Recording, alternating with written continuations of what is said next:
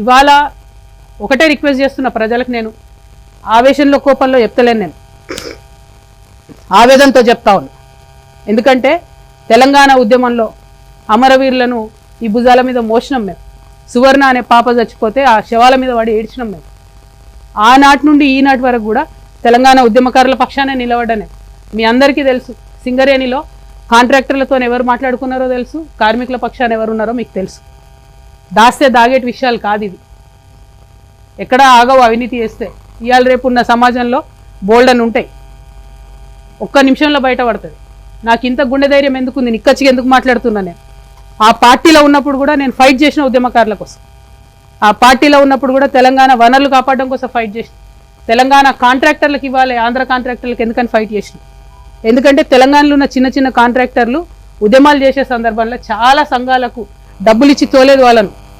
తెలంగాణలో ఉన్న చిన్న చిన్న బడ్జెట్ స్కూల్స్ బస్సులు ఇచ్చి తోలేదు వాళ్ళను ఉద్యమాలకు. నా నిజామాబాద్ జిల్లాలో నేను ఎంపీగా ఉన్న 10 ఏళ్లలో నారాయణను చైతన్యను అడుగుపెట్టనీయలే. నిజామాబాద్ జిల్లాలో నేను అంత కట్టరుగున్నా. నేను ఇలా అదే నారాయణకు చైతన్యకు పాలు అమ్ముకుంటాడు హరీష్ రావు. మళ్ళీ డిమాండ్ చేస్తున్న ముఖ్యమంత్రి గారు, నేను పెద్ద పెద్ద స్కూల్స్ 500 జనాభా దాటితే విజయ డైరీ పాలే కొనాలా.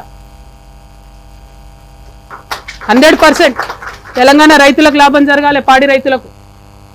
ప్రైవేట్ వాడికి లాభం జరిగేది ఏంది? ఫీజులు తగ్గిస్తున్నాడా?